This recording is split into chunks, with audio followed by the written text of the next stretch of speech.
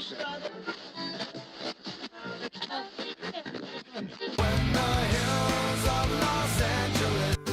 Angeles, I'm and most Hollywood nights. She goes to California, oh, California. What you say about Los Angeles? LA got the people saying.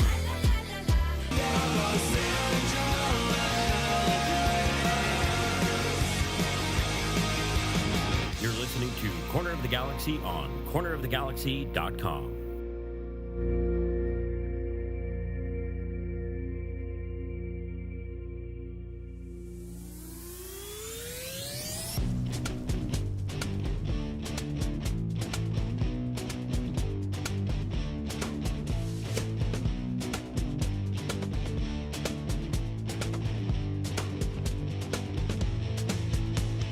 Welcome to Corner of the Galaxy, the show that talks 100% LA Galaxy soccer.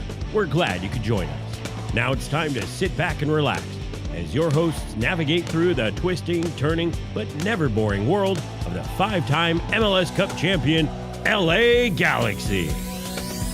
Hello, everybody, and welcome to Corner of the Galaxy on cornerofthegalaxy.com. I'm your host, Josh Guesman, coming to you on a Thursday, May 9th. LA Galaxy getting ready to play one game at home, 2 games on the road. Really bad road trip against some really good teams. So that means a lot is riding on facing the number 1 team in the West, Real Salt Lake, coming up on Saturday night. We're going to get you ready for that game, talk to you about what Greg Vanney said today in his media availability, get you through all the LA Galaxy news you may have missed, stuff we want to talk about, all that fun stuff, and I'm sure we'll go off the rails a little bit while we're doing it as well. To help me out, we're glad to have him back as always. He is the man, the myth, the legend. It's Eric, the Portuguese Hammer Vieira. Eric, how you doing, bud? I'm doing well. I'm very warm tonight. Are you sort of like?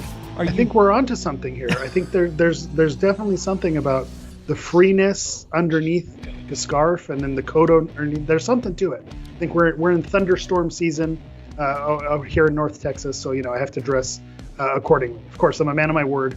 I have to commit to the bit after last week's game and Vanney's scarf being the talk of the game. That seemed to be the game highlight. That almost got my champion of the week. That was just Vanney's beige a cashmere cardigan, whatever it was the winner. It was for most of that game. I was convinced he wasn't wearing a shirt, and you almost couldn't convince me, except if I wouldn't have seen it with my own eyes. And listen, maybe it was AI. I mean, I can't even tell at this point, right? He came in, he took the jacket off whenever we were getting ready for the thing, and I'm like, oh, there it is. We can confirm, actually a cashmere sweater under there that was tan. And by the way, didn't look like his same skin tone whenever I was looking at it, but whenever it was on TV for whatever reason. The lighting or something worked out. I had my crackpot theories, because the game, you guys already covered it. There wasn't much to talk about in terms of results and goals and things like that. But, my theory was, I figure, Greg Vanney would be like a chest hair guy. So if he was shirtless, you'd see something poking out through. So I was like, it's too smooth. There's got to be something going on. So I thought maybe there's a tan shirt and something underneath. And then, of course, shout out to LA Galaxy PR and communications for making sure that was in the debrief that went out after the game as well. Just kind of having fun with everyone who had fun with that. So good times. Sometimes, Vanney had his media availability today, and sometimes when you're on Zoom, it just gets too formal. It's like you can't be as jokey around because it's tough to sort of like.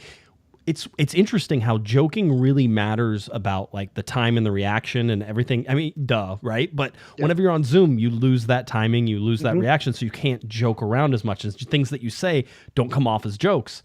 And so I wanted to ask Vanney, I'm like, were you aware that everybody was convinced that you weren't wearing a shirt? And it would have been a great thing if you were there. Right? If you were there, you could have had that like joke with him, right? The whole deal. But I wasn't, so we couldn't do it. It's one the curse of knowing how to read the room also is, when it's a 0-0 draw, I mean, I think they were probably happy to walk away with the points there. But I think, had it been a victory or, they would really thump the other team, then out in Seattle, you figure, okay, then it's fair game to ask the question. It's light, we're having fun. But I don't think that was the atmosphere and the way the team was feeling. So, kudos to you for reading the room. I'm just, the big question in the chat room is, are you wearing any pants? Which I don't know why they'd want to know that. And why do I think everybody just assumes we wear pants. And I would say like good 90% of the time. There's I mean, commando. We're commando right here, just in the air. So I'm going to tell you, I am not wearing pants. Oh, wow. So what does that mean? Is there shorts? Is there anything else? Who knows? I'll let the imagination. Again, this is mostly an audio medium, right? So I'll let the imaginations run wild with that one. But I can confirm, no pants. I sometimes I feel like we should just tell stories on this and just see like if we can get people, just paint the picture with our words, right? It was a dark and stormy night. No, we need to do better than that. Okay. Fair enough. Yeah. If you're not subscribed on YouTube, go check it out on YouTube. Hit the like button. Go make sure we get the views. Make sure we get the plays. So this is a little extra incentive, to check out the Hammer and Greg Vanney cosplay. So there you go. Check it out. Executive producer Herb, a $29 super chat here just for shirtless Hammer. He's a man of the world. He's a man of his word. I thought you were also worldly. a man of the world. I thought, that's a worldly. That's like very. I think that's European style, right? Fair enough. So glad we're there. Well, okay. So I know we talked about it on Monday. I think maybe one is there were some people who rightfully I think called me out and said, maybe Diego Fagundes didn't have as good a game as maybe I said I thought he played fine, right? It wasn't like a standout game, but he was in his position, the whole deal. But then I talked about Pec and Paintsel and not being involved, and people did highlight that maybe Fagundes wasn't giving Paintsel enough room on the right-hand side and that was clogging and colliding into him, maybe running guys into him. So I went back and looked at it, and I think there's some of that. I also think the field played more of a and nobody likes to hear this. I just don't care. Like, if you could just understand, these are real things that are happening, and they actually affect the game. We can talk about fields being. Do you remember the first game the Galaxy played against Seattle? The ball was floating. It was. They played on a lake, pretty much. They played on. So did we not think that the field affected the state of play? We did. 100%. Yeah, 100%. Well, when you have fluffy, soft turf that they play NFL football on up in Seattle, and it's not made for soccer, it used to be shorter and harder there, and that was also bad in its own way, right? The ball bounced a lot, but I guarantee you they dried that turf out on purpose. Like, they didn't water it, and that ball stuck, and they wanted to make sure that the Galaxy weren't going to be faster than them, and it worked because I think it slowed everything down. So maybe between those things, but I think the thought for me still remains, I need to see more from Paintsel. I need to see more from Pec. That's fair. And that's what I expected. When your one DP is down, you want the other two guys to step up. And I don't agree with Ricky's not there to provide him the ball and that, they're not going to get it. It's like, yeah, sure, he's supposed to distribute. And if you don't have somebody distributing, you're not, but also like, figure it out. I almost don't care what the situation is. The DPs have to step up whenever they need to. And I thought the Galaxy had some chances, not a lot, some chances in that Seattle game to steal 3 points. And nothing really seemed to be that close to that happening. Yeah, I think my takeaways are very similar to what you've covered. When you have no Puig, you have no Jovalic and Delgado all out, and you still walk away with a point, yes, please. I mean, it's one of those, you always play the hypothetical. If I were to offer you the point, knowing that those three players were going to be missing, you take it in a heartbeat. So I think I'm happy to be able to walk away with a point. When you talk about Fagundes, he's someone who jumped off the page for me. He was in my in the mix, for my champion of the week. I thought Jalen Neal deserved it. Aude was another guy. I thought Aude. Talk about it. If it was me, I would have gone He was Aude. right there. And I think probably the metrics, Aude had a better overall full 90, but I think Neal just had those more clutch moments, and they were kind of more high profile spots, and just the sentimental piece of it as well, I think gave the edge to Neal. But, with those players, the reason this can go both ways. Right. It could be Fagundes stood out and kind of jumped off the page to me, but it also could be a lack of Paintsel and Pec, taking the game, to your point, by the scruff of the neck and forcing it and making something happen. They could have done better with that. I'll push back on your saying without Puig there, you have to figure out and you have to make a way to do it. I think that just showed the value that Puig has. One of my things that I like to say, he's the straw that stirs the drink. He's the maestro in the middle who makes those things go. For the things he does well and for his faults as well, you take the good with the bad. But I think more often than not, he's the one who's going to be involved in your big plays. He's at the center of it. And when he's gone, he's noticeably missing. I thought Fagundes did well in his absence. Sure, you can nitpick and critique, but no one else really stepped up and took the game as well. Another Miguel Berry performance, making Ethan Zubak look like a Ballon d'Or candidate. Just week after week, it's like banging our head against the wall. So Could they have stolen 3? There were moments where I think they could have stolen 3. But at the same time, Seattle had opportunities too, and it seems like they flubbed their lines, much like they did when they came to Dignity Health Sports Park as well. I thought they could have tied that game. We were very lucky with the conditions and everything that they didn't tie that game when we were at home. Right. So I think for them not to take away points, you have to kind of put it on Seattle for not finishing their chances either. So it really could have gone either way. Could they have stolen 3? Sure. But I'm happy with walking away because a point, a shutout. I think McCarthy's got to feel good, even though it is weird. His only 2 shutouts are against Seattle and weird weather changes. So I don't know. I'm not a total believer in McCarthy in the defense just yet, although it was nice to see them check that box. It was one of the things that was funny. I think Baxter said it best. He goes, both of his shutouts are against Seattle. I don't know what to make of that. It's almost like I agree. I'm right there with him. I'm like, I don't know how to parse that and be like, oh yeah, that makes sense. No, it doesn't make any sense, and it's weird that it is. And don't ask me to explain it because I can't explain it to you. Except that Seattle's been rather hopeless around the goal, right? Relatively speaking. They did well against Philadelphia, so maybe the Galaxy defense sort of gets in there. Talking to Jalen Neal afterwards, he said, he thought the defense has been playing well for most of the year. It's really the set pieces that have been bothering them the whole deal. So, we've played that fiddle a whole bunch. By the way, Eric, you didn't do this because this is Eric with a K instead of Eric with a C, but Eric gave you a $10 super chat. He says, let's go shirtless, Hammer. And then I was going to say, it's Chris. For some reason, looking at Eric is giving me an urge to order an Italian sandwich.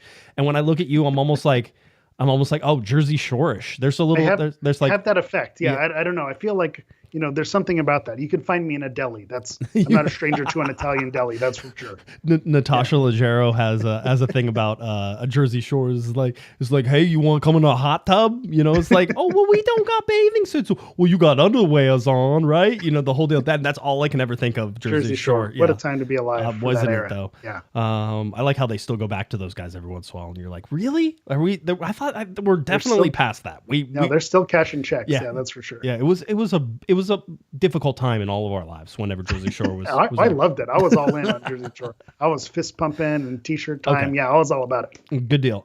So we look at the Galaxy that way. Now, let's talk about what Greg Vanney said, and we might as well just start getting into some of it right now. But Greg Vanney today, he was careful with his words, and I want to say that because I heard what Damian Calhoun was there. So we've been doing hybrid media availabilities, which allows me to do stuff because I'm usually at work, but basically we're able to zoom in as we were talking about at the beginning of the show. Damian Calhoun can go out there. Damian's awesome. He's such a rock star.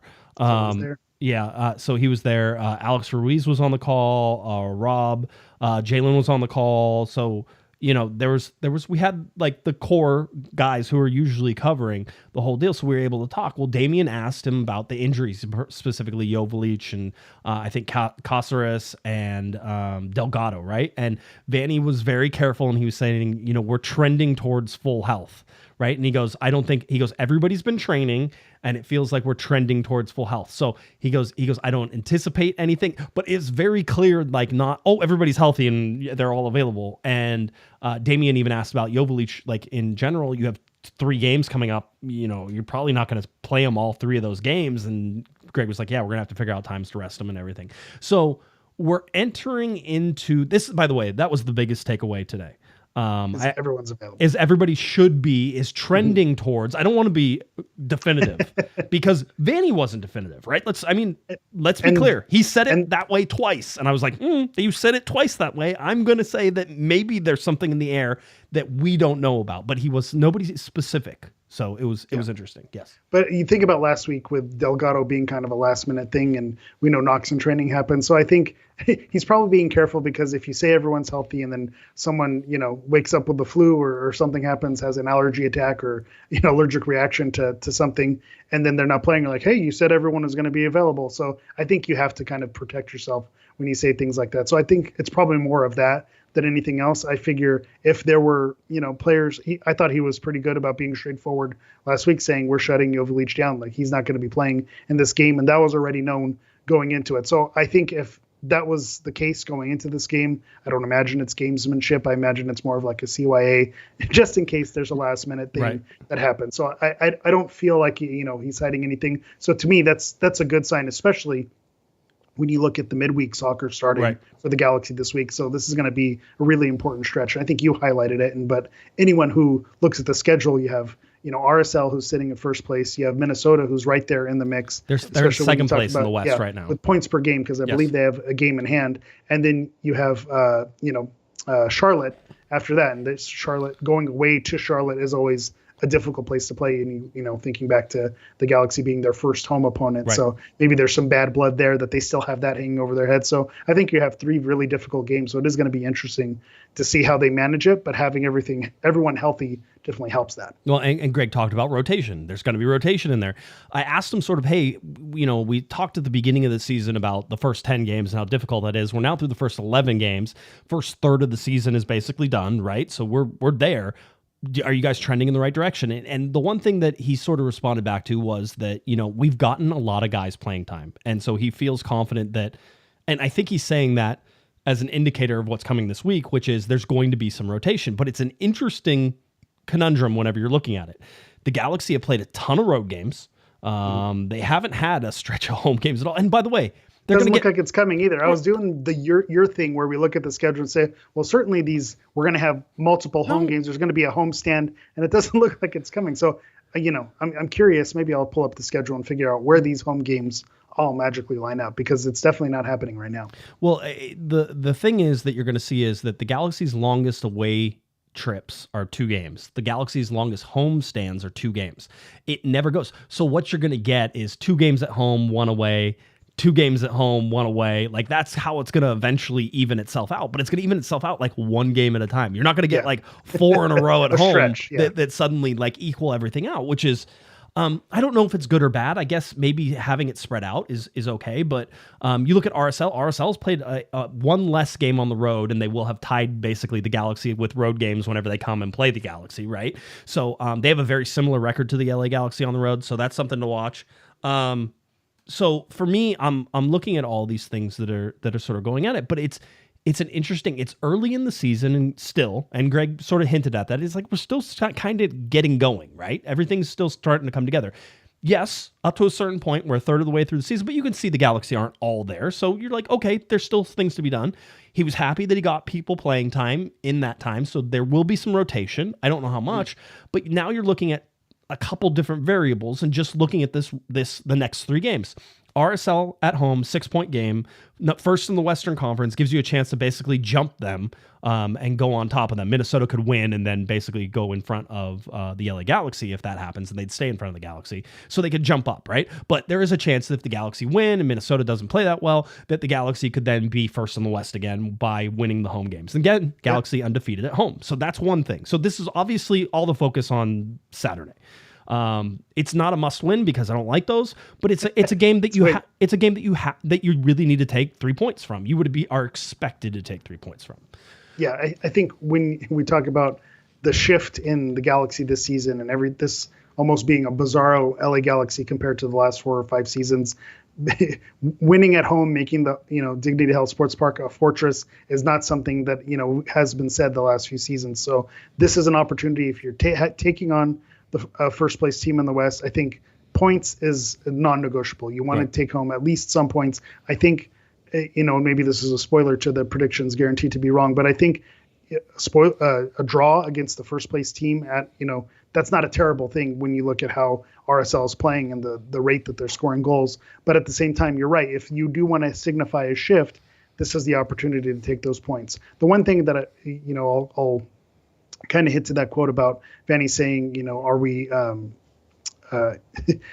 we starting trending in the right direction? Right. I feel like 11 games is enough of a sample size. We've now seen enough to where we know who the players are on this Galaxy team. Mm-hmm. We know who can do what. And we know, obviously, there's improvements that can be made. There's additions that still need to come in to strengthen the lineup. But I think we know the roster right now, who can do what. And so I think that says something, especially in this stretch, with how you're going to rotate guys and how you're going to make things work. Your player's skill set and how they perform with the lights on, and when they're healthy. And so I think that tells you something. I think I'm going to be very curious to see what happens with Joveljic fully healthy.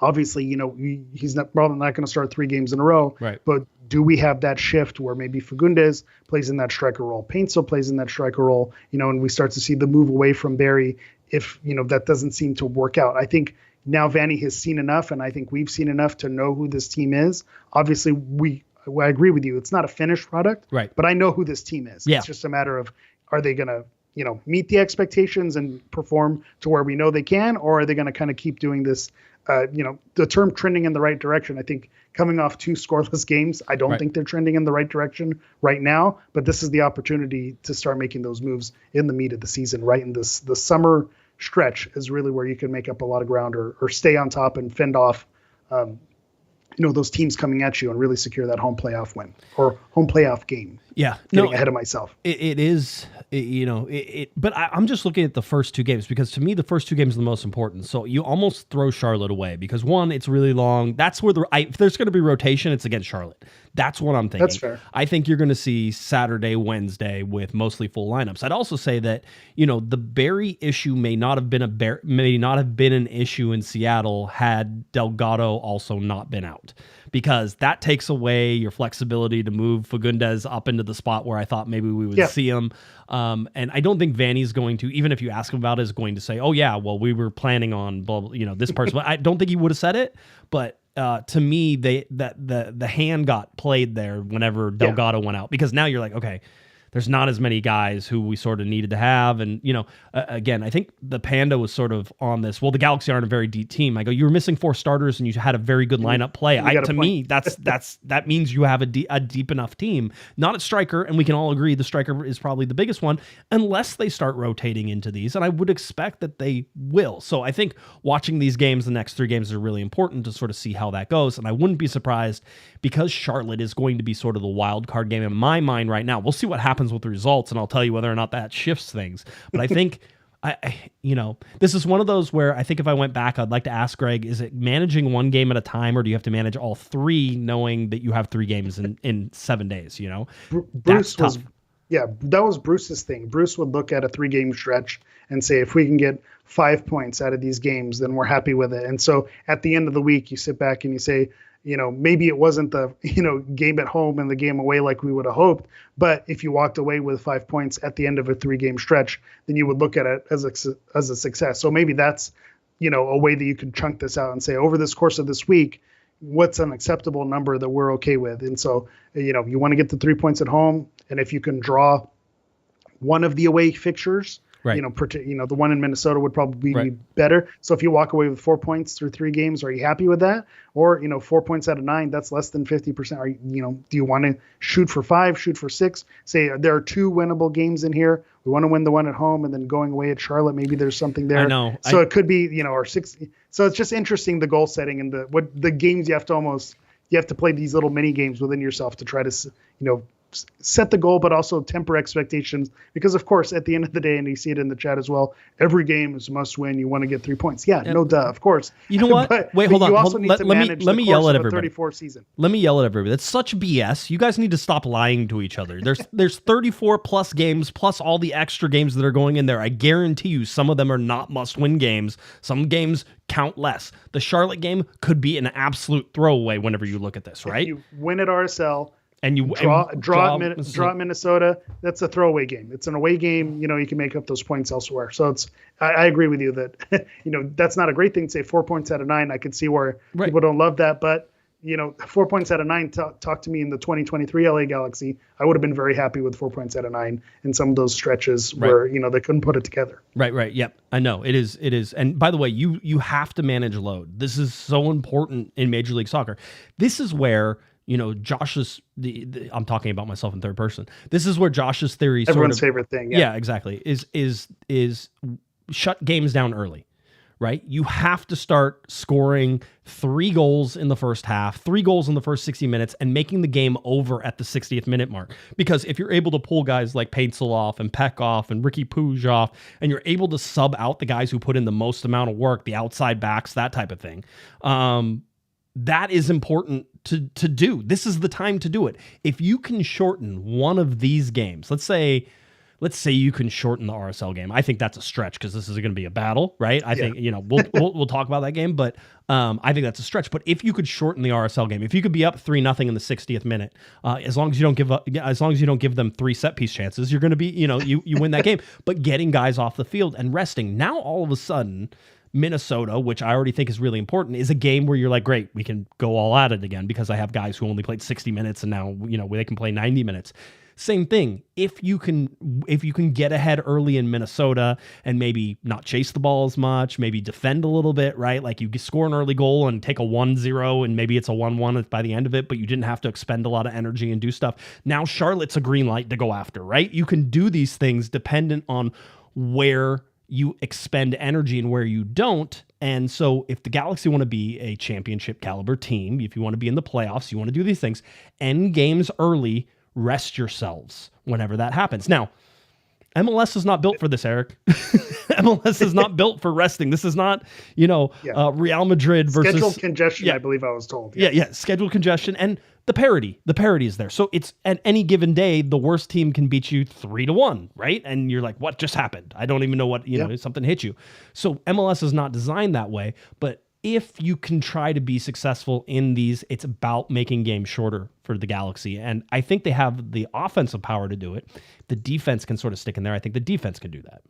Yeah, when you talk about acceptable loss, it also works in the inverse as well. So again, if you're able to get an early lead and rest your players and, make things happen, the other team is going to say, hey, we're away, we're on the road, we have a game on Wednesday at home. Right. Maybe it's time to pull our starters off, and that works in your favor as well. When you're able to get these early leads, the other coach says, hey, this is a 34-game season. Maybe I need to manage my players and think about the future as well. So it kind of works in both directions. So I think that's definitely a great point to see if they can do it. We talked about it at the very beginning of the season, the Galaxy's killer mentality and killing teams. And it happened for a game. I think there's one game we can point to where they killed their opponents, and it was that first San Jose game. Right. But since then, I don't know that they've killed anyone and really kind of had their way and been dominant, top to bottom all the way through. So I think while they're speaking that way, you still want to see it show itself out. The twist in all this obviously is that you're playing a 6-point game, which we call 6-point games against RSL, 6-point game against Minnesota. And so again, those seem like they're the two that you have to focus on. The Minnesota one on the road is going to be the tougher of those two. And so really to set themselves up, you want to see the Galaxy win on Saturday. So that way a point at midweek away at Minnesota makes a lot of sense. That way maybe a point or a steal win and Charlotte can make some sense. Charlotte's probably the weaker of all the teams they're going to play. That's the funny thing, is if that's going to be the throwaway game, that's the game that's technically, based on the standings and the form, should be the most winnable. So that is the interesting wrinkle on that as well. So all of these things sort of uphill battles, I think, for the LA Galaxy as we look at what they're attempting to do. I thought Alex Ruiz asked a good question. Alex El Nino Ruiz, as he's known on this show, asked a good question of Greg Vanney, and I don't think Greg, it's not that he doesn't want to answer the question. It's just that I don't know that you're ever going to get the correct answer. But, are you happy with what you've seen from Gabriele Pec so far? Right? Or are you expecting more from him? Right. And so Greg said, I know what the foundation is. I know what his upside is. So I think I'm fine with everything that has sort of been happening. New league, new guy. I think Greg said from the last time, this league has the ability to show you how hard it is. Whenever I think he was talking about Mickey Amane, whenever he was talking about, but this league has this strange ability to show you how hard it is on a regular basis. Right. So I think Gabriele Pec is sort of in that right now. But looking at the 3 DPs, it is Pec for me who I'm still requesting the most out of, right? I need to see more. His ceiling might be higher than Joseph Paintsill's, right? Joseph Paintsill's a more finished product in the prime of his career. You can expect him for the next 2 to 3 years to be a really solid player, like maybe one of the best in Major League Soccer, can be in those upper echelons of players, right? So that type of thing. Gabriele Pec probably has the ability to be in that same conversation, and maybe even higher. Maybe that means playing somewhere else eventually too, right? So what have you seen from the designated players? Who has the most to give? And if we're giving letter grades, what are the 3 letter grades for those guys? I like that. A third of the way through, are we giving grades? I think yes. For the first 11 games, I think Joseph Paintsill has been the team MVP. So I think he gets an A for me. So I think I'm happy with his performance. He's shown what he can do. Streaky in ways. It's sometimes the emotion that he plays with, that's a strength, but sometimes the emotion he plays with is a detriment as well, because maybe he tries to take on and do too much, or when he tracks back, he's a little overly aggressive and gets frustrated. But at the end of the day, give me a guy who plays with passion like that 10 times out of 10, and I'll take the upside from it. So I think Joseph Paint still ranks the top in terms of DPs, and I'd give him an A. For Ricky Puig, he's second for me, but like I said, he's the straw that stirs the drink. You need him; he's an integral part of it. So I give him an A-. I think from what he's been able to do, being the maestro in the middle and kind of still holding his own and getting out of tricky situations. He's had some mistakes as well, but for the most part, he's gotten them out of those situations. So I think I'd rank him second, and I would agree. I'd rank Pec third. I'd probably give him a B, maybe even a B-, because you want the goal output to be in there. I believe he only has one goal on the season. So again, you want to see a little bit more from him. So I get the point, and shout out to Alex Ruiz. If you're not already subscribed to his Galactic Tribune and following him on Twitter, he posted a great video clip today as well, with Nuhu literally pointing as Pec received the ball. He's pointing to him like on the right side of the field, like, here, go this way. He's literally with his hands gesturing to Pec to go, and then Pec just passes the ball backward instead of taking the space. So, shout out to Alex for highlighting that and picking that moment from the game, because that highlights exactly where the area of growth is for Pec. It's the opportunity to spread the field and use the right foot. And I don't even necessarily think you need to worry about, using the right foot. If there are players who are, left-footed, they're going to lean that way. We talk about Efra Alvarez, his breakout season and him being, a heavily left-footed player, and that being something that was a concern where he couldn't go the other way. You can make it work, but just you can't have other players already this early in the season figuring you out and baiting you. Nuhu's maybe on a different level. He's one of the best defenders in the league. So, of course, if he shuts you down, that's nothing to be ashamed of. But at the same time, the game tape is now out on Pec, so he either needs to step it up, or maybe he needs to be challenged by Vanney or Fagundes, needs to get a few starts as well to keep that fire under him, to show that he still needs to show more and needs to give it a little bit more, because it's not all the way there. And we all agree. We all see the upside. We all see where it can go, but it's just not there yet. So to me, I'd give Pec a B, maybe a B-, depending on how these final test scores shout out. But at the end of the day, A-, and B. I think I'm happy with the production of the 3 DPs, especially compared to the minutes that they're playing. You have your charts that you always pull up in terms of minutes played. I think that's going to be a record-breaking,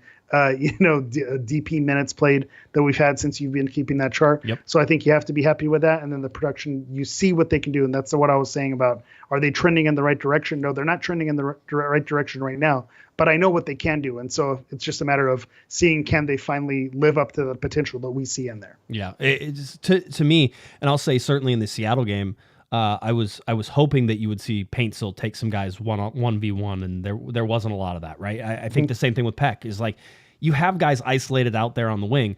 The other part of that is that nobody was playing those guys in behind either, right? Yeah. So both of those guys like to run onto the ball more than, really than the straight up dribble. But, Paintsil's very good on the dribble, likes to cut inside, can go outside either way. So you have both of those things. And I think Pec will eventually get there too.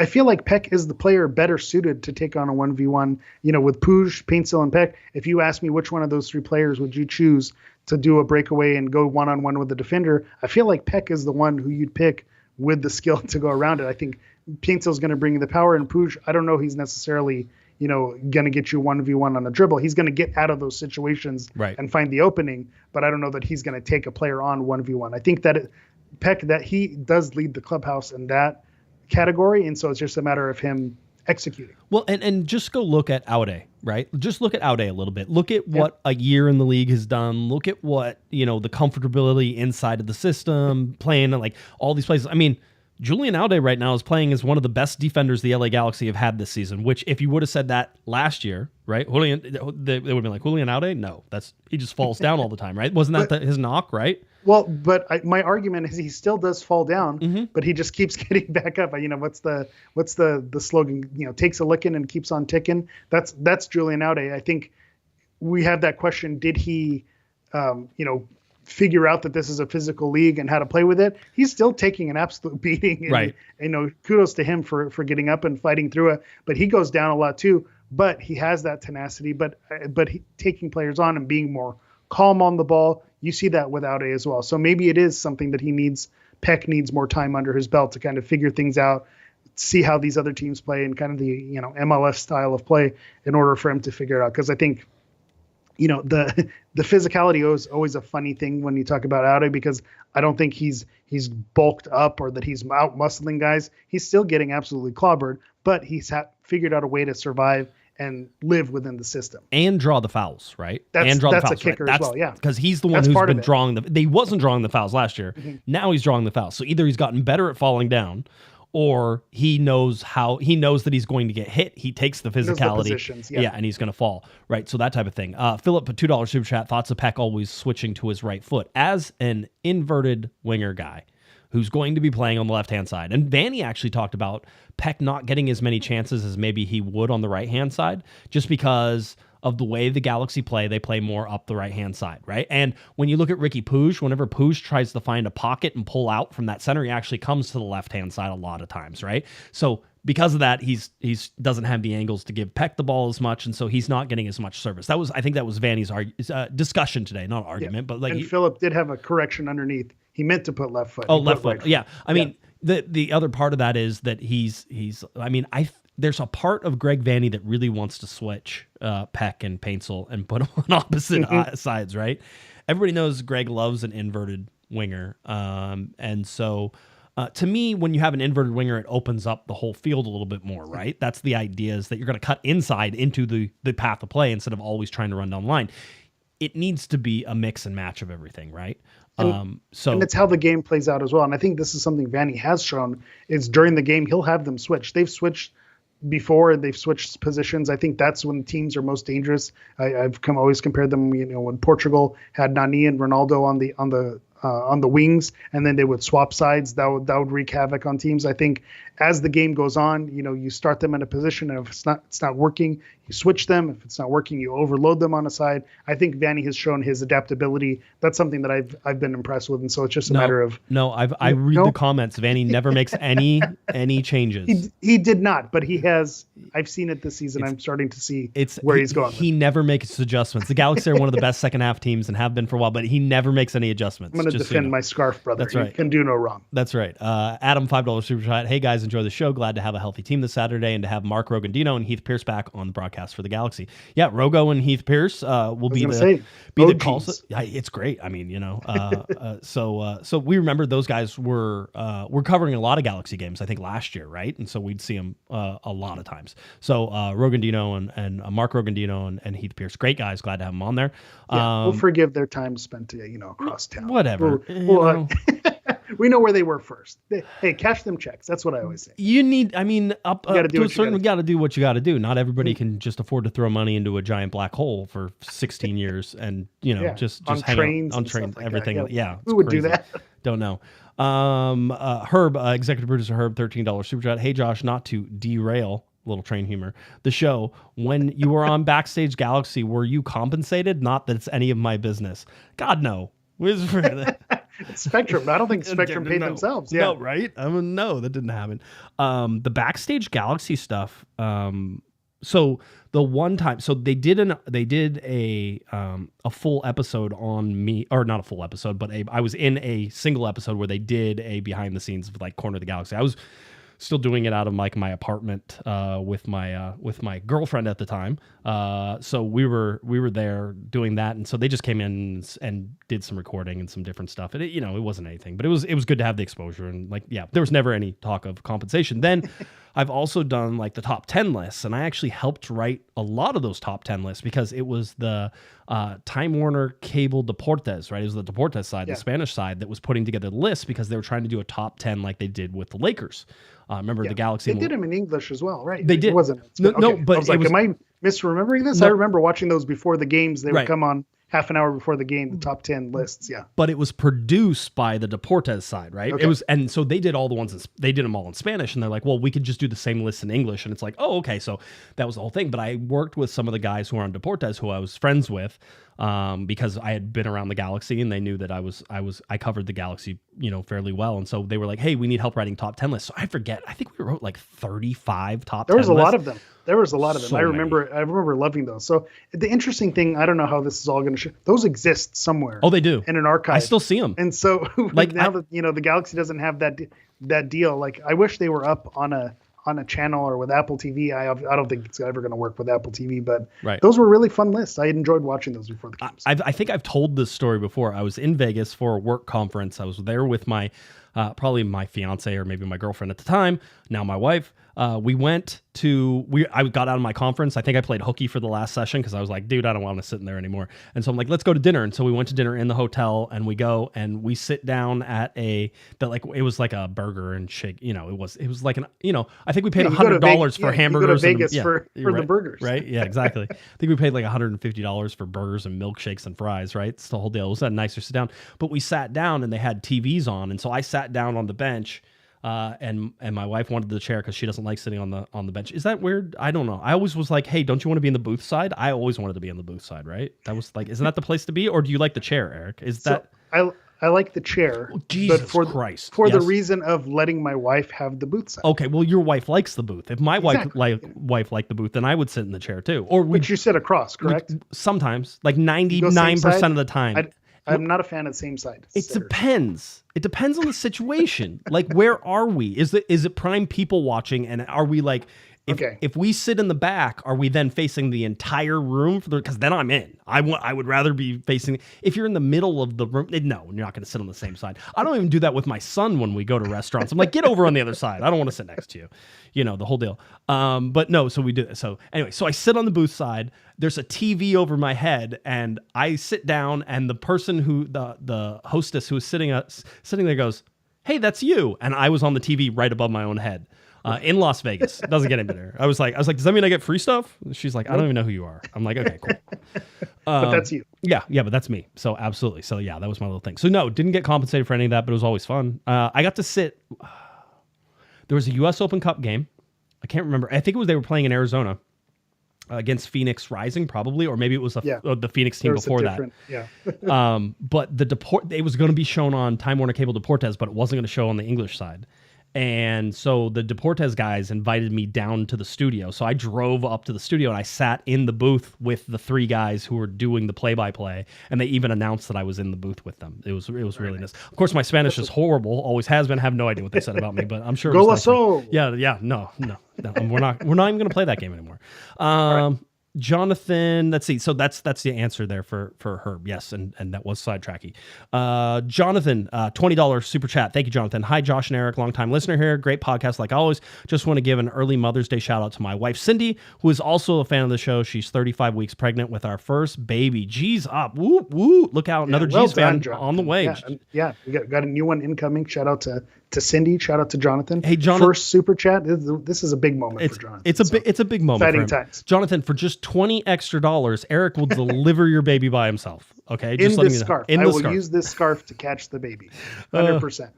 Very fun. Adam, $5 super chat. But by the way, congratulations, Jonathan. That's awesome. Good luck. First baby.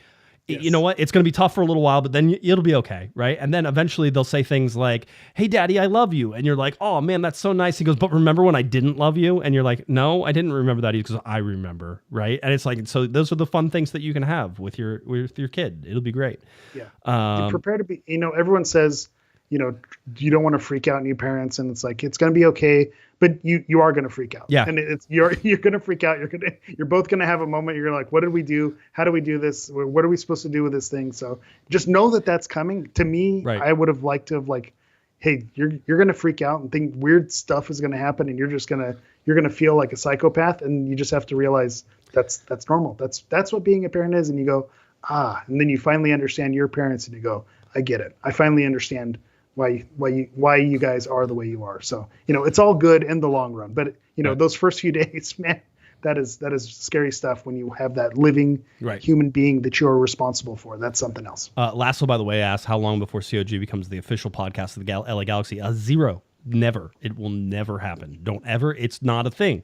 Because would you want that? Would you want me being paid by the LA Galaxy so that way I couldn't tell you what I honestly think? I wouldn't be able to tell you that I think Chris Klein overstepped his bounds, even though it got us in and it wasn't even trouble. It was just a hassle to deal with everybody because you were very much against them because you knew what was coming. Everybody knew what was coming except for apparently Chris Klein.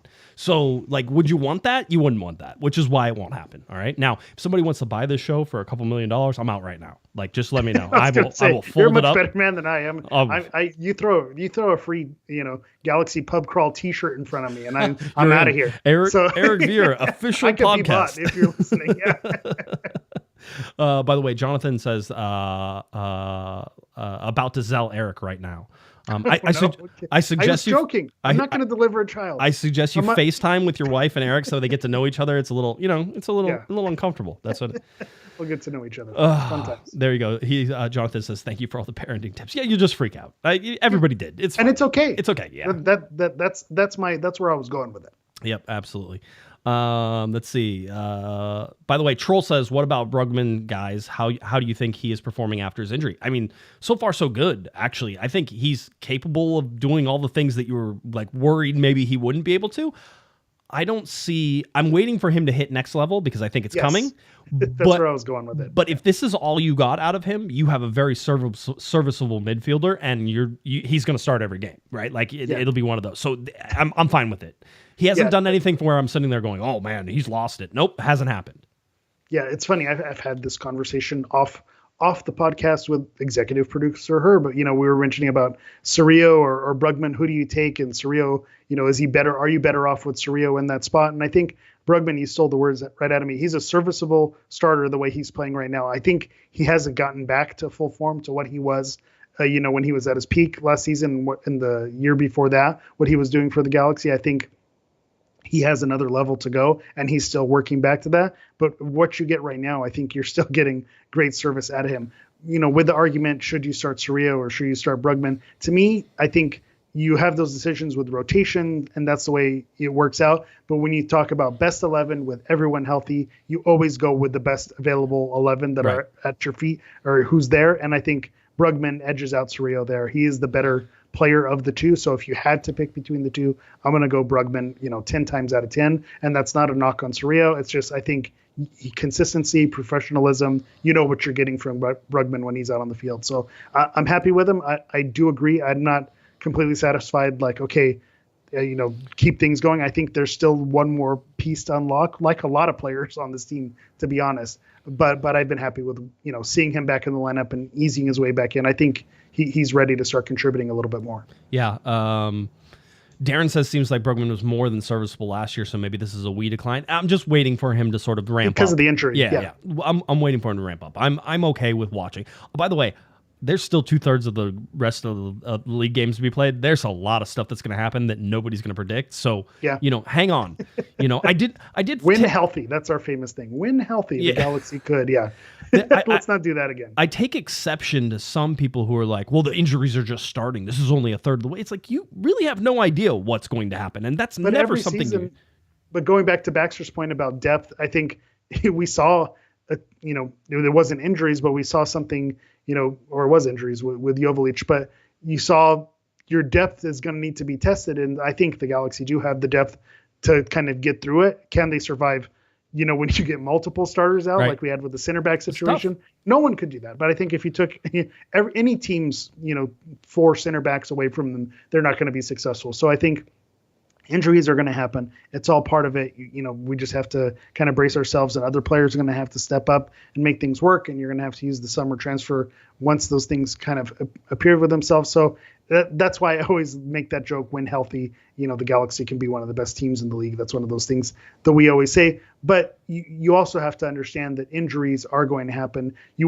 But you want to make sure that you don't carry players on your roster that are susceptible to it, like a Chicharito, like a Douglas Costa. Right. That's the argument that they maybe, to do devil's advocate. Oh, well, here we go. Here's the injury starting with these players. Here we go again. I think you do want to, you look at someone like Paintsel, you look at someone like Pec. I'm going to knock on wood, big piece of wood here, that, they don't seem to have that injury history, that it's not something that's going to be a concern. And so I think we are past that the players that we have on the roster are not ones that we're worried like, oh, here we go again, another injury from so-and-so. I don't think there's anyone on this roster where, you can point to and say, this is a concern, outright. I think maybe new things might pop up here and there, but I think I feel pretty good about this team surviving for the most part, with the understanding that injuries happen throughout the course of a season. Go check any team, not just an MLS, around the world, and they have to deal with injuries and have other guys step up. Yeah, you can see that. Adam, $5 super chat. Fun fact: Carlos Ruiz is one of the commentators in Spanish for the Galaxy this weekend, and the center referee is Rubiel Vasquez. There you go. So there's your updates from Adam. Thank you for the super chat. Gary, $5 super chat. Does Garces play, and does he go full 90? Excited is an understatement for this dude. Thanks for the show, guys. I think he's going to play in one of these 3 games. I don't think he's going to play on Saturday night. Yeah, I think Neil did well enough to take that starting spot with Yoshida. I don't think Yoshida moves, but I also think that you want to start getting Garces, availability. And with Neil coming back from an injury, you don't want to push him too much. 2 games, 90 minutes. So I would expect him to get minutes, probably a planned sub for Neil. So I would expect to see him, and then who knows how else things shake out. And then of course I agree that if he doesn't start, then maybe you get his feet wet, have him figure out the team second half, late minutes. To your point, if you kill the game early, then you can bring in Garces and let him feel out and figure things out. But I think maybe that away at Minnesota or away at Charlotte is where you maybe see him get the start to give guys like maybe Yoshida or Caceres that rest that they may need. Yeah, I for my money right now, Caceres is on the bench, right? It's like, okay, Jalen Neal's back. You're going to let Jalen do his stuff. But again, Jalen's also coming off injury. So there's going to be rotation, all right? There's going to be rotation. I don't know when, and it'll be really interesting. I haven't found out yet, and it was one of the things I wanted to ask, but it also seems like putting the cart before the horse. Probably ask after this next game is the travel schedule. I imagine the Galaxy are going to Minnesota, and then I imagine they then go straight to Charlotte because it's a Saturday, Wednesday, Saturday. Yeah, I'm no geography expert either, but it doesn't really make sense to double back. Yeah, exactly. But because you're flying charters, if you play in Minnesota, you play early enough, maybe you can get back to LA in time, maybe you get a good... It just seems like it's too much. To me, I think they're going to stay.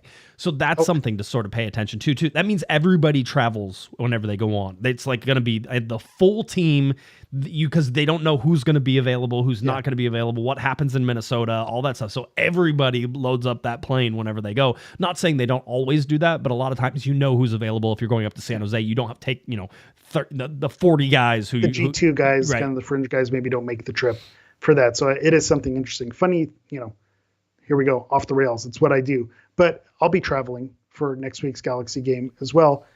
Funny little side note, every time that I've been traveling while the Galaxy are playing, it's against Minnesota. So oddly enough, they seem to always land on those Wednesdays. And so for whatever reason, shout out to Galaxy 559, be there again for another Wednesday game. So interesting thing, that just, I don't know what it means. It's like McCarthy having 2 shutouts against Seattle, but every time I'm traveling and the Galaxy are playing during the week, it seems to always be Minnesota. Yeah. Interested to see. I'm really, by the way, it's Allianz Field, I believe, is what they call it. Is it Field or Stadium? I can't remember. Stadium, I believe, is Bayern. Bayern, right? So this is Field, right? Allianz Field looks gorgeous. I want to go, but they keep putting these things in like midweek, and that's never going to happen, right? Like I need to go on one away trip this year to go and follow the Galaxy somewhere in a place that I have not been.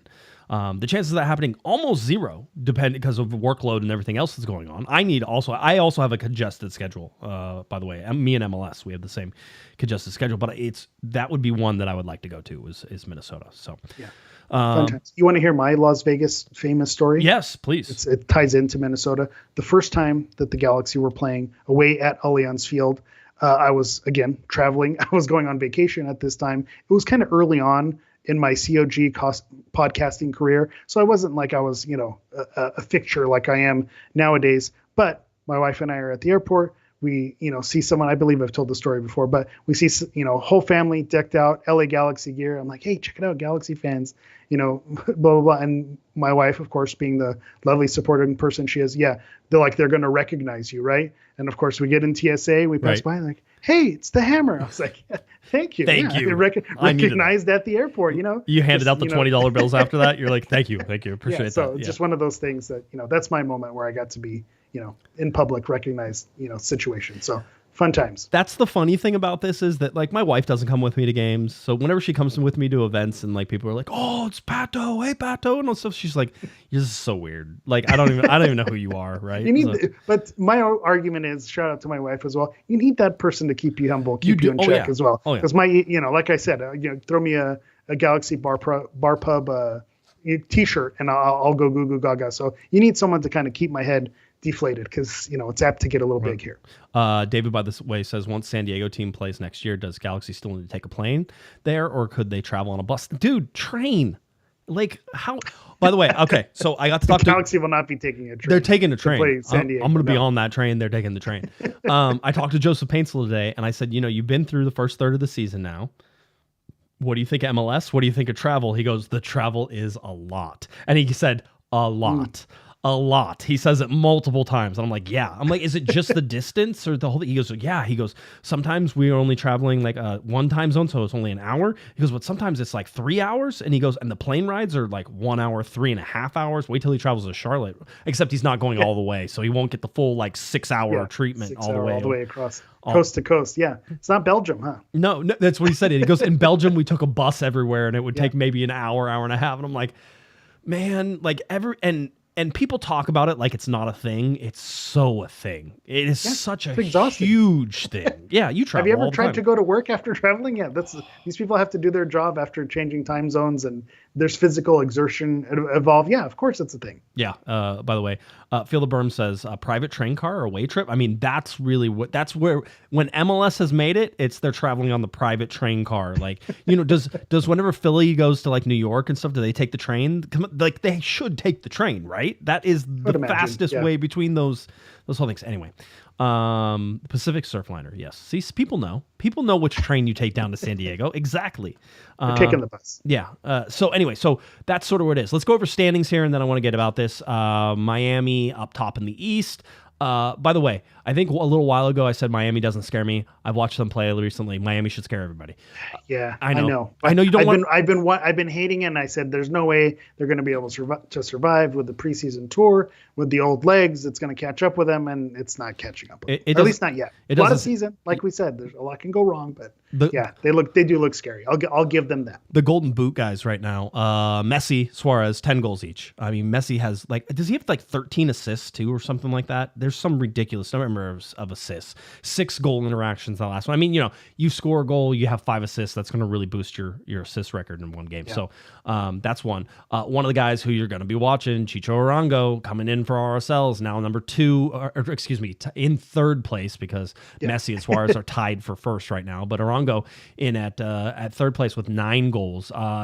Funny enough, hasn't played. Dejan Joveljic still down there and tied for 6th. So there's still time for Dejan to score some goals, hop right back up into that race. So yeah, you were mentioning the impressive thing with Messi and the assists that he has along with it. Chicho Arango has 7 assists as well, so 9 goals and 7 assists. Yeah, you 16 goal contributions. So it's not just he's someone I've mentioned this whenever we have the El Traficos. That who's that player on the other team that scares you. He was always someone that terrified me, and so I think him at RSL, it's one of those things where you don't overthink it, and that's what I try to do with my champion of the week thing, is not to get too cute with the choices. Right. The best player was the best player. So when you're scouting RSL, it's you want to look for who's in the margins, who's going to be that guy. You're going to look at Diego Luna. Yeah. You're going to look at Fidel Barajas. Who is that guy who's going to make the difference? And it's Arango. It's Arango. Marsha. That's who you have to watch out for. So again, he's someone that scares me, and I'm curious to see how the Galaxy defense is going to line up against him. Western Conference Salt Lake, as we talked about, 21 points.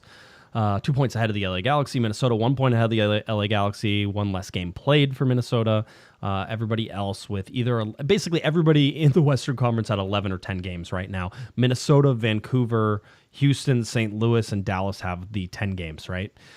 So that's one to watch there. We talked about Supporter Shield standings and all those fun things as well. Miami up there at 24. Then with the second place in Supporter Shield is Real Salt Lake, all right? So all that stuff headed in that direction. Let's talk about the game because we're already there. The LA Galaxy taking on Real Salt Lake, 7:30 p.m. on Saturday, May 11th. It is Star Wars night, and you will be looking for your Jalen Neal bobblehead. I'll show you pictures of that here in a second, so get excited for that. But this is, again, number 1 in the West versus number 3 in the West, a 6-point game. RSL has a good road record, and so this is going to be a very, very difficult game for the LA Galaxy, et cetera, et cetera. DJ set coming up, so look forward to that one. I kind of get pumped for the DJ sets. I don't know why, but I'm there early. I'm okay, yeah, cool. And then when they start, I'm like, yeah, dude, I'm there for it. It's not my style of music, it's not something I listen to on purpose, but I love it. I love the energy. So I'm a big fan of leaning in to whatever experience you're at. And I think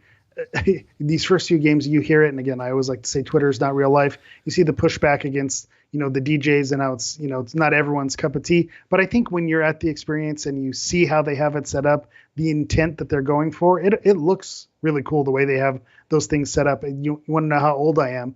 I was reading the events that were going on to kind of prep for the show. I'm like, etc, like who's this? Oh, et cetera, et cetera. Yeah. I'm like, I definitely should not have just read that. Yeah. I have no idea either. One for one. Yeah.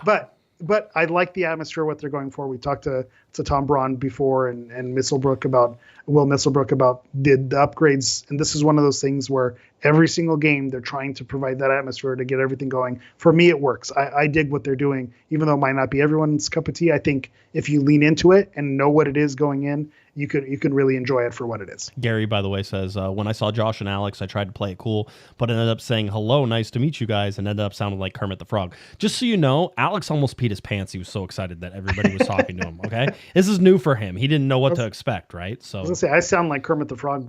Howdy-ho. That's my tone. Yeah, so yeah, all good. All good. Galaxy says $5 super chat. 0 goals against with Neal on the field, calling that out, right? I mean, Jalen Neal. Hey, I think he's earned it. The answer to defense. That's what I'm saying. All right. So so we have that the et cetera DJ set. Then here is your Jalen Neal bobblehead, the 2024 edition. By the way, looks like Jalen Neal. Looks like him. I'm happy. All right. I take away the whole Maya Yoshida one. I mean, that one is just, it seems like it approximates. This feels like it's Jalen Neal. Yeah. Right. This one, you could tell they sent renderings ahead of time. They definitely took their time to get this one right. So shout out to the X-Wing pilot, Jalen Neal there. It looks good. Very good. And then they got, I don't even know how to say it, but it's at BLK SRS. Is that? I don't know either. ETC, Okay, yeah. But he's done this, I think, 3 or 4 years in a row, and they're always bangers. Yeah, I love these. The fact that these are models, right? That these are as we say in the industry, practical effects, just blows my mind. My son saw this and was like, "You better get me a poster." Like, as a 4-year-old to say, "I need that," the whole deal. So these are the posters you're looking for. 100%. Hey, there you go. Yeah, straight from the scene. He was very confused whenever I showed him this poster. He's like, "What's Cosmo doing in Star Wars?" I'm like, "What do you mean? They're in the same in our canon, in the canon of the LA Galaxy. This is the same time." It's a galaxy far, far away. Yep, absolutely. So that's coming as well. So look for those posters. Now let's get to RSL a little bit. They played a Tuesday night game in the U.S. Open Cup. They were one of the MLS teams that was playing that Open Cup to New Mexico, 4-2. I would tell you a lot about this game, except for nobody in that lineup is going to play against the LA Galaxy. So don't worry about that. Yes. Not true. Diego Luna was in there. That was the only one, right? Yeah.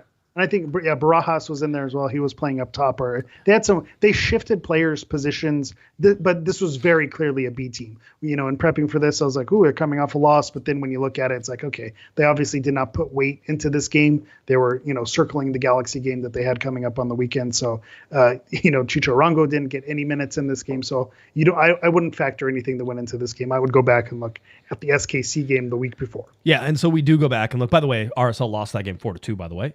And so now you're looking at the game that they won at home against Sporting Kansas City. 1-0 game. If you go back and watch this game, I think what you will find is that Sporting Kansas City did themselves no favors.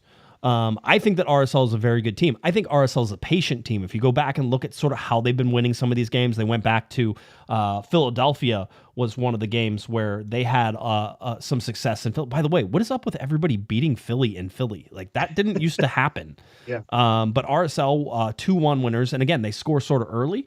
And then Philadelphia comes back. I think it ties it up. And then they waited until like the 88th minute in order to get that second goal. This is a patient RSL team. They have a frighteningly good front line attack. I know you talked about Arango, but Gomez and Julio and Barajas, right? So you have these guys who can really play. Greg Vanney talked about the front four, front three really being some of the most dangerous that you can find in Major League Soccer. Their offense can be high powered. We could go back and look at some of their wins that they have, but 3-1 over St. Louis was a big win for them. 3-0 over LAFC was a big win for them. So that was the snow game. It was the snow game. Yeah, exactly. But then you also look in here, it's like a 1-2 loss to Colorado at home. Well, that's interesting. And then they went to Vancouver and lost.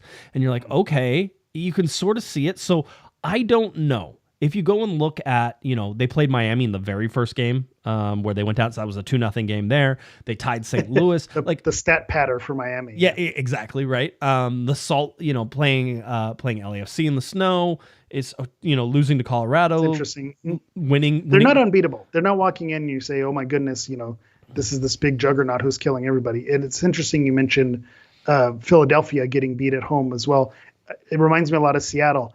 There's certain windows for these teams, and it's just like once they pass their window, the teams get old real fast. I think the Panda mentioned that as well. It's all the names that you recognize, but something happened where you had this core, you had your window, and when that window passes, things start to drop. So I think you're seeing that with Seattle, and you might be seeing that with Philadelphia, and conversely, you start to see the Galaxy possibly trending in the right direction. A team like RSL with pieces and changes in management as well, also having things going on, trending in the right direction. So maybe you're having new windows develop for these other teams. I wanted to see sort of their on the road games and how much possession they had. A 1-1 draw against Minnesota, which again, a really interesting game to sort of break down if you're sort of trying to figure out how good this team is, right? So they go on the road to Minnesota. They get 46% of the ball. That's a lot for a road team in a game. Then you go and look at the game in Philadelphia. Well, RSL had more of the ball than Philadelphia, 51.2%.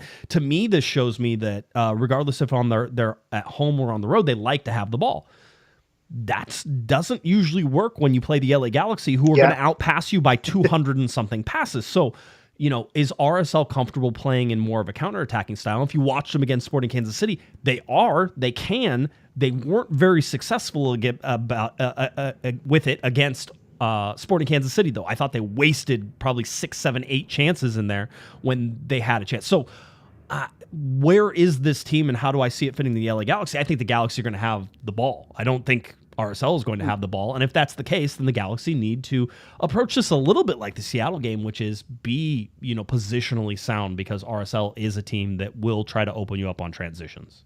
Yeah, that's the thing that scares me is the team that plays possession. When you go against a team that plays possession well, that is something that the Galaxy struggle with. When they're, oddly enough, when the Galaxy are heavy in possession, they have trouble breaking teams down in that final third, but you give them the edge that they're able to possess and kind of make things happen. When they play other teams who possess well, as much as we, like to tout them up and they play that counterattacking style, but when they give up too much of that, you don't see a lot of success with the Galaxy. So I think this is going to be one of those interesting things where you see where it shakes out. I think the Galaxy being at home could play to their advantage. And then if they're able to keep the majority of the possession and not have Real Salt Lake play their game, then I think that this could be something very positive for the Galaxy. Looking at the road record, 3-1-2 on the road for RSL, that's 11 points. 3-2-2 on the road for the Galaxy, that's 11 points. We talked about the Galaxy having one of the third best road record in Major League Soccer, so that means that RSL's also there, tied with them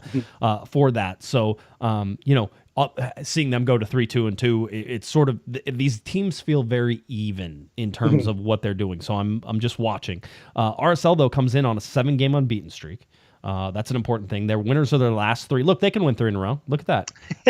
What's that all about? Yeah, right. So when you said unbeaten, that's those magic words. Is that a win streak? Is that an unbeaten? Yeah, what does that mean? So it is a 3-game win streak. You see that, Greg Vanney? take that, Greg Vanney. 5-0-2 right now for Real Salt Lake on that 7-game unbeaten streak. So most wins and then 2 draws. In there as well. So they're winners of the last 3. They haven't lost since March 10th, which was that loss to Colorado we were talking about. But that was at home, right? So again, some of those things sting whenever they happen.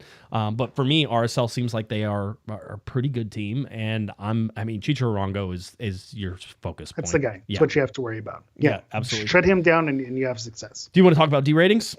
Talks about D rating. Shout out to Adam with the $2 super chat. It says, guys, who's more favorable to win? Any stats? And we do have stats. Yes, we do. D ratings has the Galaxy at a 51.3% chance to win. Too much.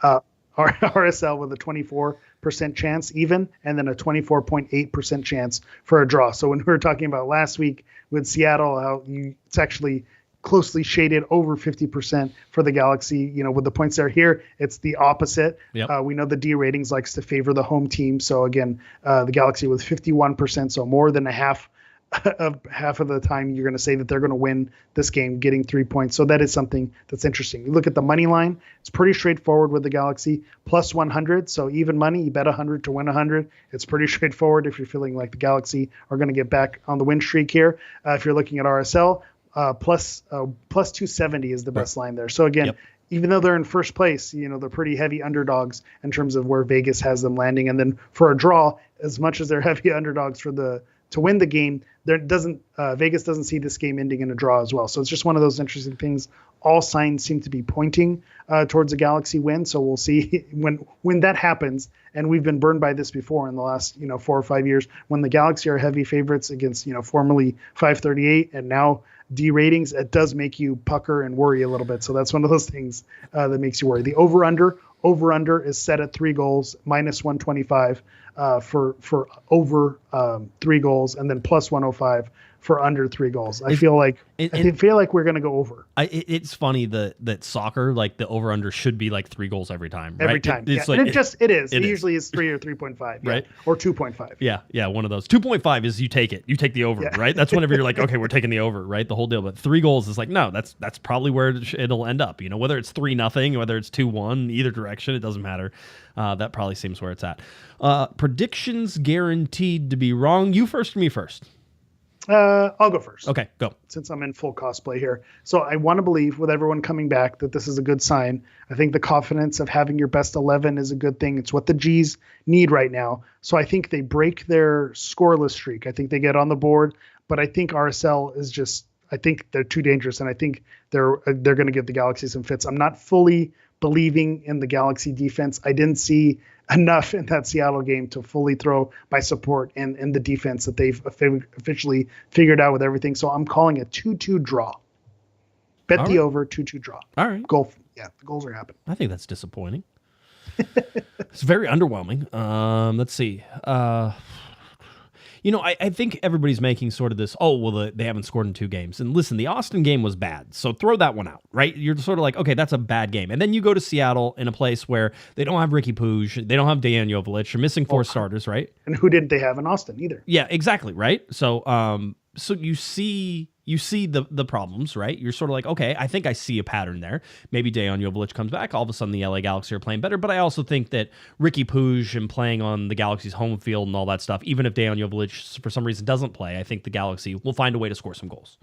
Yeah. Okay. Well, and Vanney said it, a 75% Joveljic at home is probably better than other options that you have on the roster. 100%.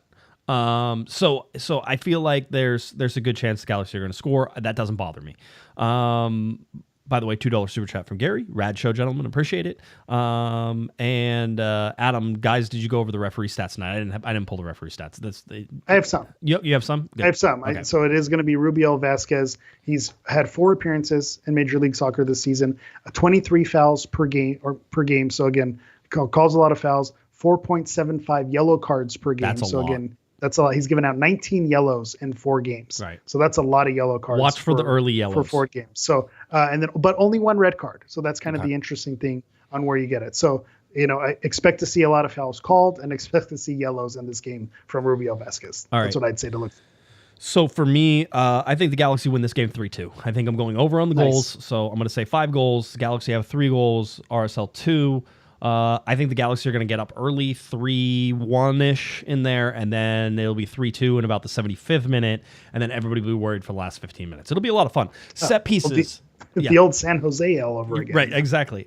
Set pieces are a big deal, I think, in this one. I think that RSL has shown the ability to score from set pieces. I don't think they're ridiculously tall or anything like that, but they have good movers, and you talk about Chicho Arango, again, that's how they scored against Sporting Kansas City was on a set piece. So watching the corner kicks, watching the set pieces in and around the box, Galaxy have to be a little more disciplined to try to not give those up as much. I mean, one way to get rid of set piece goals is to not give up as many set pieces or be very cautious about where you're fouling. And you can't always, I like how people think you can always not foul somebody. Sometimes you're going to play hard and you're going to foul somebody, right? That's the Paintsill argument. Yep. Yeah. When you go hard and he's not trying to take him down right inside the box. But when you're chasing a guy down, that's just kind of naturally where they end up taking him down, just because of it's the game. It's a physical game. You do have to touch each other when you play. That's what I heard. That's what they say. That's what my wife tells me. Exactly. All right, moving on. So for me, I will take the 3-2 LA Galaxy win. And we'll see. It's on Star Wars night. Should be a lot of fun. It'll be nice it'll be Saturday before Mother's Day, the whole deal. So, Mother's Day locked down the next day. So this is your chance to get out, have some fun, bring mom along so she can enjoy the Galaxy. Then her day's still on Sunday, so you're good to go. So it's a win-win. And I say this every time, and I'm going to just be a broken record. There is nothing better than a 7:30 p.m. Saturday LA Galaxy game Saturday at night home. Soccer, baby. It's the best. That's the fun. best. It's it fun. Doesn't get any better. It's dark. You can see the fireworks, like all those fun things. It's going to be a lot of good. And we're like just barely close. We're getting almost to those like summer nights. Like it's not unbearably hot nope. either. The weather's going to Nope. These are the days, folks. Say what you want about Carson and this location, but it stays cool for most of the year right there. So great location. Usually you're not kicking off at 110 degrees, in the summertime. Usually it's at least dropped down to like 78, 75 in there. Whenever. Yeah, who would want to live in a place where it gets to like 108, 109? Jeez. I did that before I moved back. I don't know what you're doing, so that's on you. I can't help you. Okay, I tried. Yeah, it is what it is. All right. Anything else you want to get to before we get out of here? No, I think we did. Shout out to the chat. You did good tonight. Great, excellent job on the chat. Chat's always good. You know what? That's what I like about the chat. I'm proud of you, chat. There's like interaction there. There's a good time. So yeah, it's a good one. All right. Then if you have nothing else, why don't you tell people where they can find you? Let's go. All right. As always, you can find me on everything. That's Twitter or X, Instagram, TikTok, all that fun stuff. @HammerEV9, @HammerEV and the number 9. Looking for me on Twitter and X @Guesman, @Galaxy Podcast. Head on over to cornerofthegalaxy.com, YouTube, Apple, iTunes, Spotify, SoundCloud. Any of those places where you watch or listen to podcasts, you can find us right there. Type in Corner of the Galaxy. Tell all your friends. LA Galaxy facing off against Real Salt Lake. Tops in the West, Real Salt Lake on Saturday night, 7:30 p.m. We hope everybody has a wonderful weekend, a great Mother's Day. Happy Mother's Day to all the moms out there. We love you. Thanks for doing what you're doing. And then, of course, we'll hope everybody has a great time at the game on Saturday. So, for Mr. Eric, the Portuguese Hammer Vieira, I'm Josh Pato Guesman. You've been listening, you've been watching to Corner of the Galaxy on cornerofthegalaxy.com. Have a great one, everybody. You've been listening to the Corner of the Galaxy podcast on cornerofthegalaxy.com. You can follow the show on Twitter and Instagram at Galaxy Podcast. And be sure to check out and subscribe to iTunes, Stitcher, and Facebook by searching for Corner of the Galaxy. Fans, we thank you for listening. We ask that you be kind and courteous to your neighbors as you leave the podcast. We thank you for joining us and look forward to seeing you again. Until then, I'm Michael Araujo, and on behalf of the entire Corner of the Galaxy crew, goodbye.